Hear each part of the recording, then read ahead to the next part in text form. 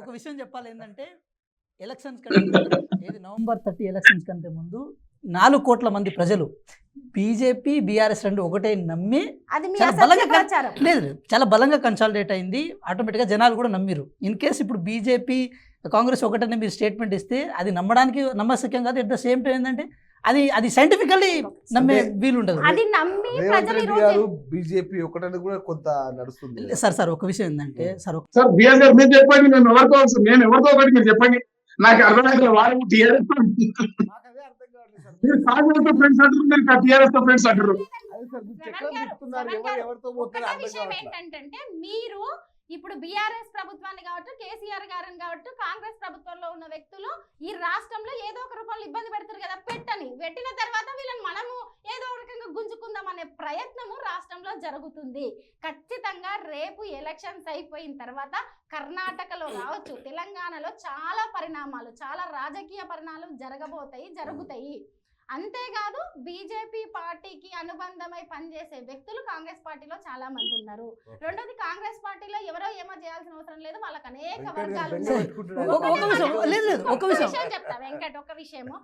ఒకవేళ మీరు అన్నారు కాంగ్రెస్ పార్టీ గేట్లు తెరిచింది అంటున్నారు. కాంగ్రెస్ పార్టీ చరిత్ర ఏంటంటే కాంగ్రెస్ పార్టీకి 20 డోర్లు 40 కిటికీలు. ఎవరు ఏ డోర్ నుంచి వెళ్తారో తెలియదు, ఎవరు ఏ డోర్ నుంచి దూకుతారో తెలియదు, ఏం జరుగుతుందో తెలియదు. అంటే కాంగ్రెస్ పార్టీ చరిత్ర అది. కాబట్టి చరిత్ర ఏంటంటే ఒక్క ఎమ్మెల్యే లేకపోయినప్పటికీ కూడా అధికారాన్ని కూలగొట్టి నిర్మించే చరిత్ర బీజేపీ. సార్ ఒక విషయం అంటే బార్లా మా కిటికీలు మా తలుపులు బార్లా తెరిచినా కూడా ఆ 39 మంది నుంచి ఇటు వచ్చే ఛాన్స్ ఉంది, కానీ దిట్టు నుంచి పోతే ఛాన్స్ లేదు. అయితే ఒక విషయం అంటే రజనక్క గారు ఒక మాట ఏం చెప్పాలంటే, మీరు పొద్దాకల మా ప్రభుత్వం గురించి మా ఎమ్మెల్యే గురించి మాట్లాడుతున్నారు, కానీ మీ 39 మంది పరిస్థితి ఏంటనేది మీరు కూడా ఆలోచించుకోవట్లేరు. ఫస్ట్ ఇన్ కేస్ ఎట్లాగూ లాగే ప్రయత్నాలు సార్ ఒక విషయం అంటే టిట్ ఫర్ టాట్ సార్.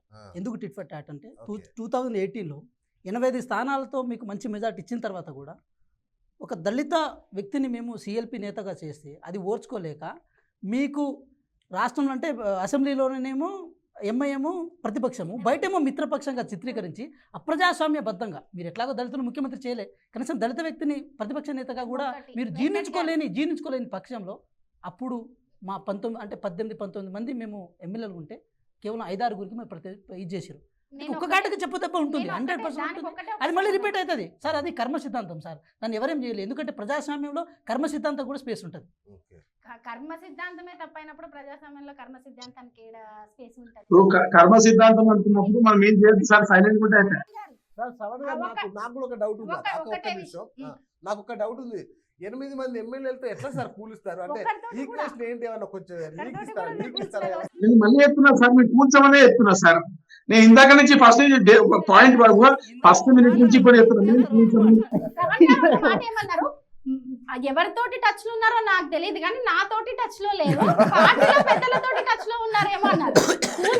కూల్చము అన్న సంగతి ఆయన అభిప్రాయం కావచ్చు. మీ ఏరియాకి వచ్చినప్పుడే, మోడీ గారు వచ్చినప్పుడే కవితక్కను అరెస్ట్ చేశారంటే మీరు పార్టీలో ఎంత స్ట్రాంగ్ గా మేము ఇప్పుడు ఊహించుకోవచ్చు. ఇప్పుడు ఏమంటారంటే నాతోటి టచ్ లో లేరు, కానీ పార్టీ పెద్దలతో టచ్ లో ఉన్నారు, అది పార్టీ నిర్ణయం అని అంటారు. అంతేనా? అట్లా అంటే నేను చెప్తాను సార్. ఇప్పుడు సిటీకి సంబంధించినటువంటి ఎమ్మెల్యేలు కానివ్వండి, సిటీకి సంబంధించి కార్పొరేట్లు కానివ్వండి, వాళ్ళతో మాకు సన్నిహిత సంబంధాలు ఉంటాయి కాబట్టి వాళ్లకు సంబంధించి నేను చెప్పగలను. ఎవరు జనరల్ గా నాకు ఇప్పుడు ఫర్ ఎగ్జాంపుల్ మల్లారెడ్డి గారు అవకాశం ఉంది భారతీయ జనతా పార్టీ, ఒకవేళ కాంగ్రెస్ పార్టీ రిజెక్ట్ చేస్తే ఆయన బీజేపీ వైపు చూసే అవకాశం ఉంది. అంటే మల్లారెడ్డి గారి సంగతి పక్కన పెడితే మర్రి రాజశేఖర రెడ్డి మా ఎమ్మెల్యే గారు, వారు బీజేపీలోకి వచ్చే అవకాశం ఉంది. అట్లా కొంతమంది ఉన్నారు సిటీలో వచ్చే అవకాశం మనం డినై చేయలేము. వాళ్ళ పరిస్థితులు చేసుకొని వాళ్ళు చూసే వాళ్ళు ఉన్నారు. ఏంటండి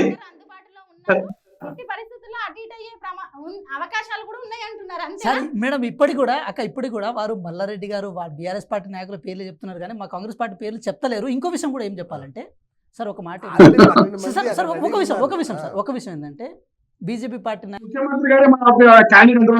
సార్, ఒక విషయం శ్రవణ్ గారు, మీరు ఎట్లా కలగట్టురో తెలియదు, కానీ ఎందుకంటే మీకు కూడా రాజకీయాలు తెలుసు, రాజనీతి తెలుసు, ఈ ప్రజాస్వామ్య వ్యవస్థల మీద కూడా మీకు అవగాహన ఉంది. కాంగ్రెస్ పార్టీ 65 స్థానాలతో అంటే బలంగా ఉన్న వ్యవస్థని 8 సీట్ల కోసం మీ వైపు రావడం అంటే గారు మీరు ఒక విషయం గమనించట్లా. వాళ్ళ గొప్పతనం ఏంటంటే ఒక్క సీట్ లేకుండా కూడా ప్రభుత్వాన్ని కూల్చగలరు. అది గొప్ప. అలాంటి టెక్నిక్స్ వాళ్ళ దగ్గర ఉన్నాయి అంటే చెప్తున్నా, వాళ్ళు వెంకట్ కూలుస్తారని కాదు, వాళ్ళు అలాంటి వెంకట్ గారు టెక్నిక్ ఒక వాళ్ళకు మాట ఉంది. వాళ్ళు ఏమంటున్నారంటే సో మీరు ఆల్రెడీ కాంగ్రెస్ పార్టీ మా మీరు వాళ్ళ చేతుల్లో ఉంది, గొప్పతనాన్ని తగ్గించండి. బీఆర్ఎస్ పార్టీలో 8 కూడా మంది అంటే చాలా కొంతమంది ఎక్కువ ఉన్నారు వాళ్ళకి. రజనీ గారు చెప్పింది కరెక్ట్ అండి. బిఎస్ గారు, రజనీ మేడం చెప్పింది కరెక్ట్. కాంగ్రెస్ పార్టీ ఇప్పుడు మా చేతి, ముఖ్యమంత్రి గారు మా చేతిలో ఉంటుంది. అది కరెక్ట్ కొంతవరకు. Yes, I can accept it. అంతే తప్ప మేము బీఆర్ఎస్ చేసాము, కాంగ్రెస్ చేసాము. అవసరమైతే బీఆర్ఎస్ వాళ్ళని కూడా ఏదో ఒకటి మేము ఈడీ దాడులు కావచ్చు నాకు నమ్మకం ఉంది మేడం, నాకు నమ్మకం ఉంది. 5 ముఖ్యమంత్రి గారు బీజేపీ చేస్తారు. అనొద్దామండి. రైట్. సో ఒకటి. పార్టీ ఇప్పుడు బీఆర్ఎస్ పార్టీ మనగడే ప్రశ్నార్థకం. చాలా మంది వెళ్ళిపోతారు. ఇప్పుడున్న హోదా కూడా ఉండకపోవచ్చు. ఒక పూర్తి స్థాయిలో ఇది జరుగుతోంది అని ఒక మాట వింటున్నాను నేను. ఒకటి అంటే బీఆర్ఎస్ పార్టీకి ఉద్యమ చరిత్ర ఉంది, ఉద్యమ నేపథ్యం ఉంది, ఉద్యమ మూలాలు ఉన్నాయి, ఉద్యమ వేర్లు ఉన్నాయి. ఒకటి. రెండవది, ఇందాక వెంకట్ గారు మాట్లాడుతూ ఒక మాట ఏమన్నారంటే కర్మ సిద్ధాంతం గురించి చెప్తూ మళ్ళీ రిపీట్ అవుద్ది, ఎన్నన్నా రిపీట్ కావచ్చు, కానీ బీఆర్ఎస్ పార్టీలో బలమైన నాయకులు ఉన్నారు. తర్వాత ఒక దళిత నాయకుడిని అవమానించారు ప్రతిపక్ష హోదాలో లేకుండా అని మాట్లాడుతున్నారు. ఎవరండి, ఎవరు చెప్పండి? ఇప్పుడు డిప్యూటీ సీఎంగా బీఆర్ఎస్ పార్టీలో కూడా దళిత నాయకులు ఉన్నారు కదా. ఒకటి, ఈ రోజు డిప్యూటీ సీఎంగా ఉన్న బట్టి విక్రమార్క గారికి మన యాదగిరిగుట్టలో జరిగిన అవమానం తెలియందా? మన రంజాన్ సందర్భంగా జరిగింది తెలియందా? ఓకే, మీరు ఒకటి అనుకోవచ్చు, మీరు ఒకటి అనొచ్చు, మా నాయకులు ఆల్రెడీ వివరణ ఇచ్చారు కదా, బట్టి విక్రమార్క గారు వాళ్ళ ఇష్ట ప్రకారమే కూర్చున్నారు అక్కడ కింద అని మీరు చెప్పొచ్చు. ఒకవేళ నిజంగానే బట్టి విక్రమార్క గారు అయితే కూర్చొనియండి, కానీ డిప్యూటీ సీఎం గారు ఆయన ఒక కాంగ్రెస్ పార్టీకే కాదండి, మొత్తం యావత్ తెలంగాణ ప్రజానికానికి డిప్యూటీ సీఎం గారు. వాళ్ళు అవమానంగా ఫీల్ కాకపోవచ్చు, కానీ యావత్ తెలంగాణ సమాజం ఒక డిప్యూటీ సీఎం ని కింద కూర్చోబెట్టినందుకు బాధపడ్డది. అదొకటి. రెండవది, ఈ రోజు బీఆర్ఎస్ పార్టీ మనగడ పోతుంది, బీఆర్ఎస్ పార్టీ ఇంకేదో అవుతుంది అనుకుంటే అది వాళ్ళు భ్రమపడ్డట్టే. బీఆర్ఎస్ పార్టీలో చాలా బలమైన కార్యకర్తలే కాదు, వాళ్ళు నాయకులు కావాల్సిన వాళ్ళు రేపు బలంగా నాయకులు అవుతారు, కొట్లాడతారు.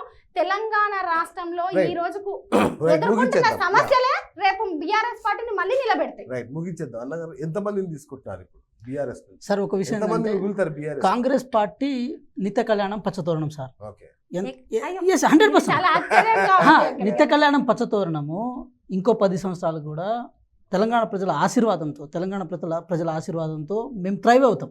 Okay. At the same time ఏంటంటే తెలంగాణ ప్రజలకు ఏ అయితే హామీలు ఇచ్చామో, ఏ ఆకాంక్ష కోసం తెలంగాణ ప్రజలకు వారు మమ్మల్ని అధికారంలో కూర్చోబెట్టారో ఆ ఆకాంక్షల కోసం పనిచేసే ప్రయత్నం చేస్తున్నాం. ఇన్ కేస్ బీజేపీ కానీ బీఆర్ఎస్ కానీ కాంగ్రెస్ పార్టీ నాయకత్వం పైన, కాంగ్రెస్ పార్టీ ఏది ప్రభుత్వం పైన కనుక వాళ్ళు కళలు కంటే అది వాళ్ళ ఇష్టం. ఎందుకంటే కళలు ఎవరి ఇష్టంగా వాళ్ళు కనేది. సో దాన్ని లాగుతున్నారు ఎవరు మేము లాగాల్సింది ఏముండదు. ఆల్రెడీ స్టార్ట్ చేశారు. మొన్న కాంగ్రెస్ పార్టీ నుంచి ఒక స్టేట్మెంట్ కూడా చూసాము సమావేశంలో. లక్ష్మారెడ్డి గారు మాట్లాడారు చేవెళ్ళ సభలో, చేవెళ్ళ మీటింగ్ రేవంత్ రెడ్డి గారు ముందల్ని మాట్లాడారు. మీరు ఇటువంటి పరిస్థితుల్లో పార్టీని నెట్టేయకండి అన్న, మేము చాలా ఇబ్బందికరమైన వాతావరణంలో ఉన్నాము, రేపు ఇది ఆరంభం మాత్రమే. రేపు కాంగ్రెస్ పార్టీ కార్యకర్తలు, ఈవెన్ కాంగ్రెస్ పార్టీలో ఉన్న చాలా జాక్సన్ లాంటి వాళ్ళు కూడా ఎంతో మంది పార్టీ చాలా ఇబ్బందికర పరిస్థితుల్లో ఉంది. బయట కూడా చాలా ప్రజలు ఇబ్బంది వాతావరణం ఎదుర్కొంటున్నారు, పార్టీలో కూడా ఇబ్బందికర పరిస్థితులు. అటువంటి పార్టీలకు పోయి ఎవరి ప్రమాదం వాళ్ళు తెచ్చుకున్నట్టే. శ్రవణ్ గారు సార్, ముగించేద్దాం సార్. ఆగస్టు సంక్షోభానికి మీకేమైనా సంబంధం ఉందా? అసలు ఆగస్టు సంక్షోభం అనేది ఉందా? ఫైనల్ గా చెప్పండి. ఆగస్టు సంక్షోభము మేము చెప్పలేదు, ముఖ్యమంత్రి గారే చెప్పారు. గేట్ ఓపెన్ చేసామన్నారు. అంటే జనాలని తీసుకునేది పంపించే గేమ్ ని స్టార్ట్ చేసింది ముఖ్యమంత్రి గారు, మేం కాదు. ఈ గేమ్ లో బలయ్యేది కూడా ముఖ్యమంత్రి గారే. But end of the day చెప్తున్నాను, ఈ 5 ఏళ్ల లోపల ముఖ్యమంత్రి గారు మాత్రం బీజేపీలో చేయడం ఖాయమని మాత్రం నేను చెప్తున్నా సార్. ఇది మాత్రం చెప్పగలను. మీరు అదే భ్రమలో ఉండండి సార్, అదే భ్రమలో ఉండండి. కళలు కనండి. అబ్దుల్ కలాం గారు చెప్పారు కదా కళలు కనమని చెప్పి, ఆ కళలు కనండి. పైన ఏం జరుగుతుందో నాకు తెలియదు, కొద్దిగా నాకు తెలుసు అని చెప్పినప్పటికీ పూర్తి స్థాయిలో మీరు కరెక్ట్ గానే సమాచారాన్ని కంక్లూడ్ చేశాడు. సంక్షోభం అనేది జరుగుతుంది, రాష్ట్రము సంక్షోభంలో పడిపోతుంది, నాయకులు సంక్షోభంలో పడుతున్నారు, రేపు కాంగ్రెస్ పార్టీ కూడా సంక్షోభంలో పడుతుంది. కాబట్టి ఈ రాష్ట్రంలో బలంగా మళ్ళీ నిలబడే పార్టీ బీఆర్ఎస్ పార్టీ. ప్రజల పక్షాన ఉంటది, ప్రజల ప్రయోజనాల కోసం కొట్లాడుతుంది. ఈ ప్రాంతానికి ఏమన్నా జరిగితే బీఆర్ఎస్ పార్టీ నిద్రపోదు, కొట్లాడుతుంది, నిలబడుతుంది. మీరు సిద్ధంగా ఉన్నారా సంక్షోభానికి, ఆగస్టు సంక్షోభానికి? సార్ ఒక విషయం ఏంటంటే ఇదంతా ఇర్లవెంట్ ఇష్యూస్ అన్డెమోక్రటిక్ ఇష్యూస్ ఇవన్నీ. సో మనము తెలంగాణ ప్రజల మ్యాండేట్ ఇచ్చిన తర్వాత కూడా ఇంత అన్డెమోక్రటెడ్గా ఇంత ఇదిగా ఇప్పుడు ఏంటంటే సార్ ఒక విషయం ర్యాగింగ్ సార్ ఒక మాట ఈ ప్రభుత్వం ఎవరికి సార్ ఇప్పటికీ బీజేపీకి రాజ్యసభలో ఫుల్ మెజార్టీ ఏం లేదు సార్. సార్ ఒక విషయం అంటే that is the beauty of democracy. We should understand that sir. ఇంత బ్యూటీ ఆఫ్ డెమోక్రసీని మేము ఇది చేస్తాం సార్. ఒక విషయం అంటే పొలిటికల్ స్టేట్మెంట్ ఇవ్వచ్చు కాక, పొలిటికల్ స్టేట్మెంట్ ఇవ్వడానికి తప్పు లేదు, కానీ ఆ పొలిటికల్ స్టేట్మెంట్ కాస్త పూర్తి ప్రజాస్వామ్య విరుద్ధంగా కనుక ఉండుంటే అది ఈ దేశ ప్రజలకు కానీ ఈ రాష్ట్ర ప్రజలకు కానీ మనం ఏదో ఒక రోజు సమాధానం చెప్పాల్సిన అవసరం ఉంటుంది సార్. ఒక విషయం ఏంటంటే అలాంటివి ఏం జరగదు, మేము చాలా కాన్ఫిడెంట్తో ఉంటాం. మా గౌరవ ముఖ్యమంత్రి గారు రేవంత్ రెడ్డి గారు వారి నాయకత్వంలో మాలాంటి కొత్త నాయకత్వం పనిచేస్తుంది, ఈ రాష్ట్రాన్ని సుభిక్షంగా చేస్తుంది సార్. థ్యాంక్ యూ అన్నగారు, థ్యాంక్ యూ వెంకట్ గారు. ఎందుకంటే సుస్థిరంగా ఉండాలని అందరం కోరుకుంటాం. ఎందుకంటే ప్రభుత్వం సుస్థిరంగా ఉంటేనే అన్ని రంగాలు కోలుకుంటాయి. ఇప్పుడు రియల్ ఎస్టేట్ రంగం ఎన్నో రంగాలు సంక్షోభంలో ఉన్నాయి. ప్రజలకు ఏదైతే చెప్తొచ్చారో అది నెరవేర్చాలని చెప్పేసి ప్రతి ఒక్కరం కోరుకుంటాం. రైట్. నెరవేర్చని పక్షంలో క్వశ్చన్ చేస్తాం. రెండోది మేము కూడా భయపడుతున్నాం, బాధపడుతున్నాం. అరే ప్రజలు ఏదో ఒక దానితోటి మిమ్మల్ని ఎన్నుకున్నారు, మీ మీద ఒక ఏమంటారు ఏదో ఒకటి చేస్తారు, కొత్తగా మాకేదో చేస్తారని ఆశించారు. కానీ ఈ రోజు మీరే అభద్రతలు ఉన్నారు.